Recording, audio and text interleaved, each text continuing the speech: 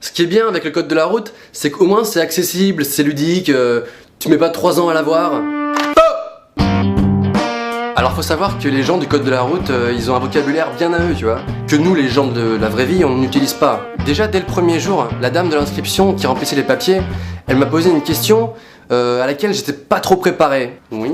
Est-ce que dans le passé vous avez déjà été motorisé? C'est-à-dire? Comment ça? À quel niveau? Au niveau des bras?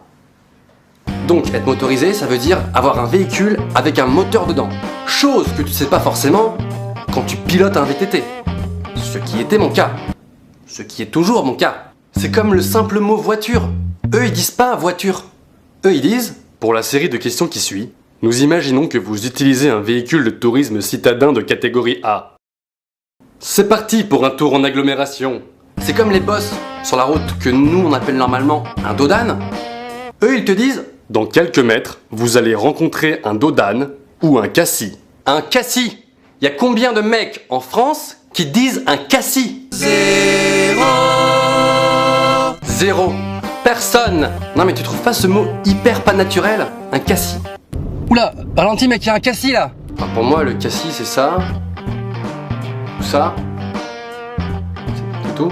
C'est quoi ce délire de dépasser les cyclistes à 1 mètre de distance en ville et à 1,50 m en dehors de la ville? Non mais vous croyez vraiment qu'on va s'amuser à mesurer?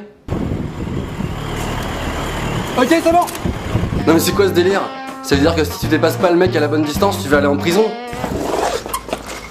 Allô la police? On vient de me dépasser de 90 cm. Ce type est dangereux. Moi je savais pas que les gens ils calculaient autant leurs gestes dans la voiture. Heureusement que dans les films d'action ils conduisent pas comme ça. T'imagines le code de la route dans les films d'action? Dans cette situation, j'effectue un rangement de véhicule en forme d'épi. Je fais un geste de courtoisie à l'automobiliste en face avant de paniquer comme un malade mental. Le pire en code de la route, c'est quand il te parle de drogue au volant. Tu sens que le mec qui lit les questions, il est plutôt à l'aise avec le vocabulaire des jeunes. Vous êtes sous l'emprise d'un pétard à base de résine de cannabis. Vous êtes donc sous l'emprise de la drogue. Très important la spirale dans les yeux. C'est-à-dire qu'ils veulent te montrer que le mec, il est vraiment pas bien. Quand tu fumes, t'es pas bien. Dans cette situation, je dépasse, je fais tourner, je m'en bats les couilles. Ah mais les mecs du code de la route, c'est des psychopathes hein. Attends, leur passion, c'est quand même les panneaux. Faut pas l'oublier.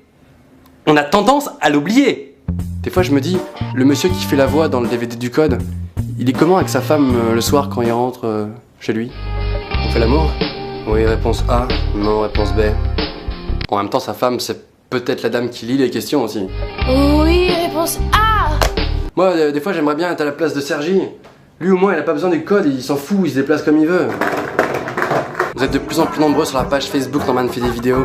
Ça me fait tellement plaisir. Je fais un petit vœu pour vous.